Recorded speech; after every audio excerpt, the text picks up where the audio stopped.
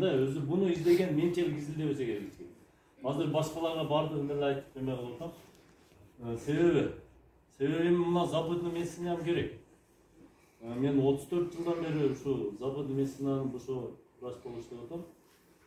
Негизи медицинада, мына западный медицинадачы, мына хронический оорулар сагайбайт да. Сахарный диабет, эпилепсия, и ДЦП, и после инсультовое состояние, инфаркттар.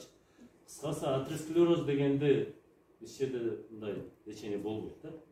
Ошого менин бияка келип калган биринчи себеби уже менин аялым эпилепсиясы бар да. Эпилепсиясы болуп уже эпилепсия болгондор билет да, акырында онун жанында бир обязательно жүрүш керек.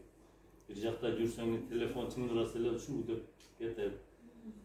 Көбүнчө эле эпилепсияда мына медицинада анын немеси дарысы жок да. И бул мен өзүм как невропатолог дагы эле көрдүм да. Анан ушудан жакшы болду негизи. Анан жакшы болгондон мен анан изилдей баштадым. Изилдеп даже мен моргко барып, неден өлгөн адамдардын баары скрытиясына катышатмын да. Ошон үчүн менче изилдебес керек деп ойлойм. Башка врачтарга айтам да, если хочешь так мындай бизге эми нагылайт мындай доказательный нерсе да бул. Анан эми өтө көп да. Мен өзүм апам Кудайга шүгүр, мына давлениясы көп жылдан бери бар эле, холестерини бар эле, бөйрөктөрү эч дары акырында эми Кудайга шүгүр эле жашайбыз. Ошондо ар 3 айда больницада эле да. Мына частныйлардын бардыгында кааласа кийин мыяка дей берет. Азыр эми 1 жылдан бери Аллага чек шүгүр да. Былтыр жаңы жылда неме январда баштадык. Азыр только ушу мына кызыл чай менен, көк чай менен кызыл чай бар. Ошону алып жүрөт, давлениясы нормальный, башка жактары бар 74 чыкты. Биринчи апам ичпей турду, бирок кийин келинин көрүп анан неме кылып, азыр өтө жакшы.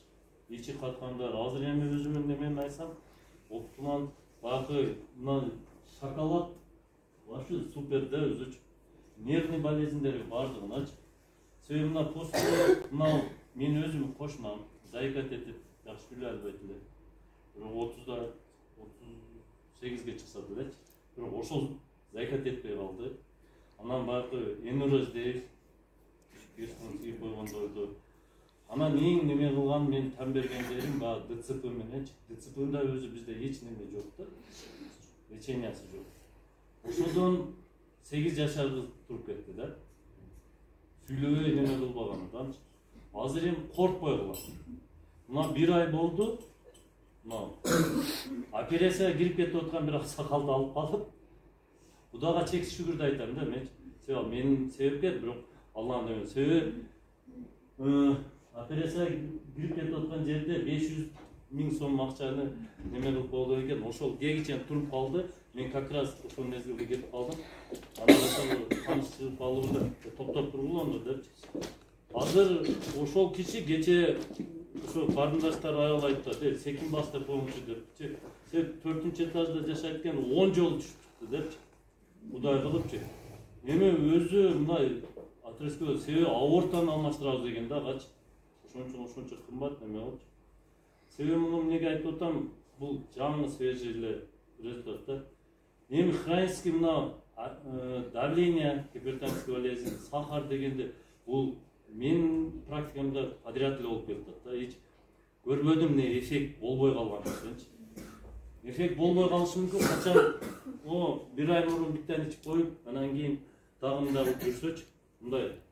Себеби мынаны этапный деди го баячы. Ошо этапный ичиш керек да.